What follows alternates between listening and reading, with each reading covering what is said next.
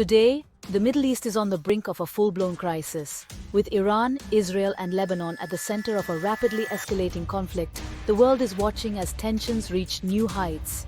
And now, US Secretary of State Antony Blinken has landed in Tel Aviv for high-stakes talks to prevent further chaos. But the question is, can diplomacy save the day?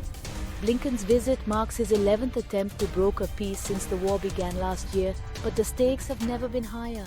Just as Israel braces for major retaliation after an Iranian missile strike, ceasefire negotiations over the brutal wars in Gaza and Lebanon have hit a dead end. Meanwhile, the US finds itself walking a tightrope, trying to maintain its long-standing alliance with Israel while facing increasing pressure over the unfolding humanitarian disaster in Gaza. And now, relations between Washington and its closest ally are more tense than ever. Leaked US intelligence on Israel's war strategies has already created friction, and the White House has warned that unless Israel improves the humanitarian situation in Gaza, the US may reconsider its arms supply. Could this be a turning point in their historic alliance?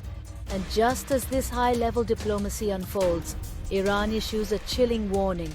If the United States continues to arm Israel, it will be complicit in any Israeli action against Tehran. With Iran's mission to the United Nations making bold claims, the risk of a full-scale regional war is at its highest point in years. With ceasefire negotiations stalled and powerful nations at odds, we must ask, what next?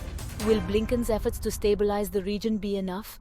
Or are we on the brink of a conflict that could reshape the entire Middle East? Stay tuned, investigators, because this story is far from over.